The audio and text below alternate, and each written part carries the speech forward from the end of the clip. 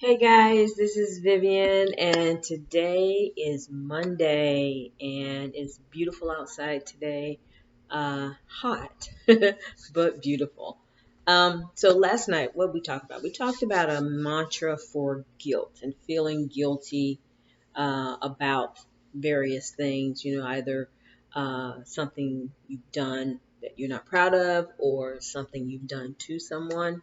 The thing about it is if you've done something you're not proud of, forgive yourself, move on. If you've done something to someone, ask for forgiveness, move on. So the moral of the story pretty much is move on. Because guilt, it's a stressful emotion that can really bog you down in unnecessary things and keep you from doing things that and pretty much living life.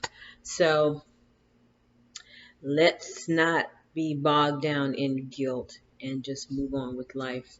Do what you need to do to fix it, or forgive yourself, or get ask for forgiveness from whoever you did something to. Okay, so tonight there's a story, and if you're following along in the book, the topic is the old farmer. However, the moral of the a part of the story is accepting things as they are.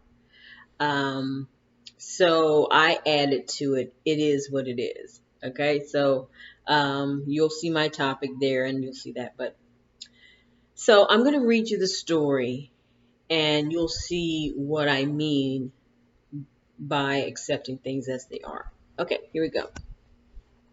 There was once an old farmer who had worked his crops for many years. One day, his horse ran away. Upon hearing the news, the neighbors came to visit. Sad, such bad luck, they said sympathetically. Maybe, said the farmer. The next morning, the horse returned, bringing with it three other wild horses. How wonderful, the neighbors exclaimed. Maybe, said the old man. The following day, his son tried to ride one of the untamed horses, was thrown, and broke his leg. The neighbors again came to offer their sympathy on his misfortune. Maybe, answered the farmer.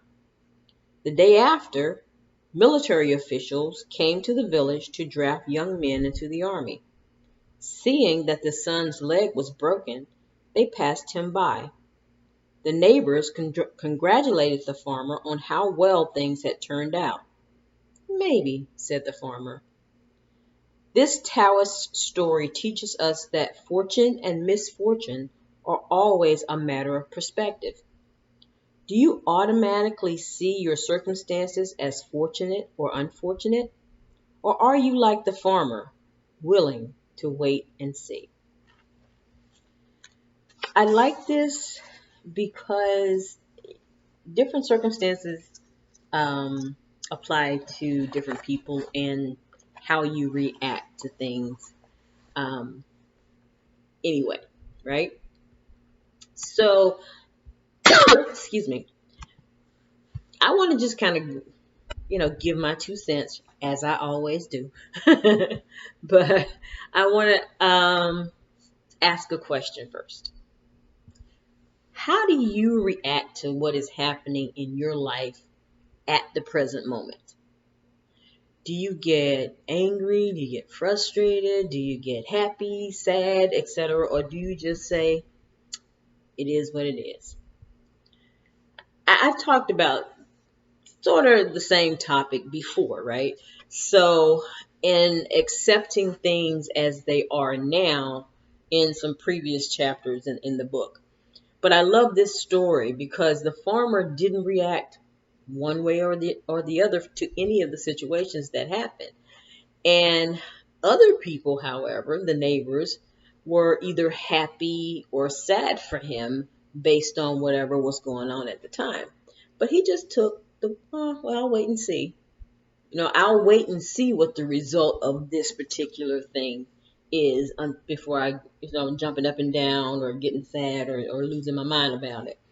But By doing this, the farmer eliminated a lot of stress, worry, anxiety, and a whole host of other emotions simply by accepting things as they were at the moment. Now, if he had gotten upset over the horse leaving and introduced the negative vibration into his life, the horse might not have come back with the other three horses. You know, the series of events that follow were both trying and triumphant, but he never changed his attitude. He never reacted one way or the other. So you see that the trying to change what's already happened is pretty much fruitless. It's a waste of your time because it's already happened. What are you going to do about it? Changing events so that bad things don't happen again may or may not be beneficial. So, for example, if you listen to the story, when the horse came back, the farmer might have, or he could have, built a stronger fence or put the horse in the barn to prevent them, from running away. But had he done that, his son may never have gotten on the horse to try to ride it, never broken his leg, and then would have been taken away to the military to possibly die in a war. So, was he right or was he wrong? We never know because he just took, well, we'll just wait and see how this is going to affect our lives.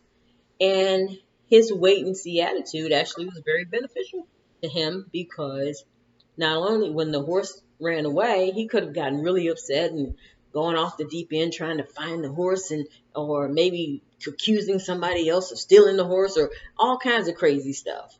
But the horse just came back to the house and brought three other horses with him. So now he was up four horses where before he only had one. He could have said, "Oh, son, don't get on that horse. Ooh, that's you might break your leg." No, he let the son ride the horse or try to ride the horse. The son fell off. He broke his leg. But what did that do? It brought about that situation where the military came to draft all these young men. However, this guy's leg was broken. Where were they going to take him? So they didn't take him. So his wait and see attitude in this situation was the right one. Now, you're probably thinking that all of this was irresponsible of the farmer. But in reality, he just accepted life and moved on. His life was calmer and more satisfying as a result. He didn't get upset. He wasn't stressed out. And he didn't let any of it bother him. The end result for him was that he had more horses and than he started out with, and his son was not sent off to war. So everything turned out fantastic. Now, I'm not saying to be completely devoid of emotions. That's not what I'm trying to tell you. Just stop seeing everything as bad or good or fortunate or unfortunate or whatever it is. Life inherently has opposites. You know, it's just the natural order of things. It's just the law of the universe. There are equal and opposite reactions to everything. In some things, we have to take the wait and see approach.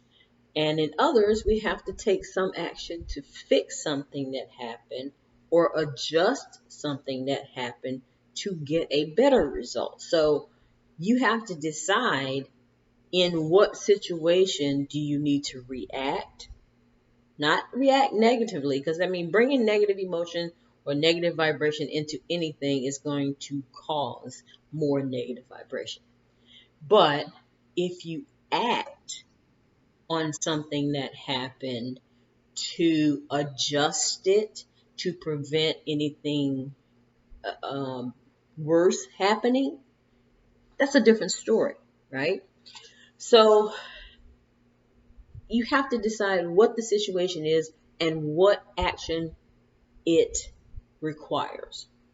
Now, personally, I choose to let life happen now because I know whenever I got really upset about something, it really didn't change anything because I was upset about it.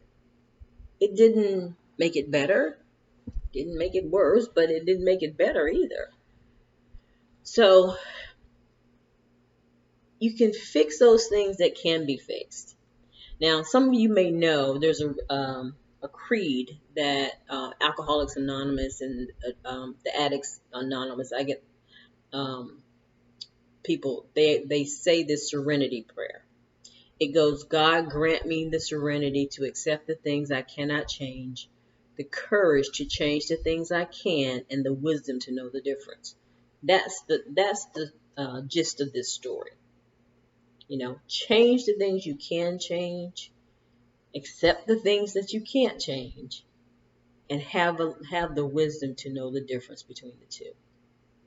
And this applies to everyone's life, not just those trying to recover from addiction. So, um, I hope you guys are really getting this. If not, leave me some comments, let me know. But that's my take on it, is that just remember, for this whole story and for everything I said, that serenity prayer just wraps it all in a bow and gives you exactly what it means. And I'm going to repeat it. God grant me the serenity to accept the things I cannot change, the courage to change the things that I can, and the wisdom to know the difference. That's just the gist of it, guys. So I am going to talk a little bit about my positivity challenge and what I did. Hopefully, you guys are doing this with me. If not, I still haven't seen anybody on the site, so I'm assuming not. But what I did this morning, I got up, of course, with a smile on my face, and I wrote in my gratitude journal, and then I cleaned up, got dressed, and went out for my walk. I walked again 3 miles today. I came home and I did some additional exercises for my upper body and my core, and then I got showered and got dressed just like I was going somewhere, even though I wasn't. And then I made my morning protein shake. Now, this morning I had what a watermelon strawberry flavored shake, and it was great. It was delicious. And then last night, though, before I went to bed, I recorded some passages out of, chapters out of a book that I'm studying with Bob Proctor, called The Science of Getting Rich. And as part of my coaching, I read these 3 chapters every day. Now, I found in the last couple of days I was kind of skipping it, which wasn't a good thing. But I said, oh, here's how I can get it in and still have time for everything else. So I recorded myself reading it last night before I went to bed, so that this morning on my walk, I just put my headphones in and that's what I listened to on my walk. So I thought that was ingenious of me. So I felt like I accomplished 2 things in one. I had a twofer. So I was very proud of myself about that, and so gave myself a little pat on the back, and and for my love and good stuff folder, I wrote in all the neighbors that I passed by this morning waved as if they knew me, like, hey, because I've been walking for a while now. I guess they see me all the time now. Even though I don't know anybody's names, because I'm pretty new to the neighborhood, but I've only been here a month. And, with the COVID thing, it's been, the social interaction hasn't been that great. So for that to happen, that was very nice this morning, for everybody to just wave at me and like they knew me or whatever. But that was very, very, very nice. And so I just wrote that down and put it in my folder. So I hope you guys are doing something really good for yourselves today, and every day, and that you find things that you can go back and look at later for your love and good stuff folder, and putting those in there for your treasure chest. That's what I'm calling it now, my treasure chest. So if you have received benefit from this video, please like and share and subscribe to my channel for more content. And I will talk to you guys later. But in the meantime, I wish peace, I wish you love, and I love you guys. Thanks so much for watching, and I'll talk to you tomorrow. Bye-bye.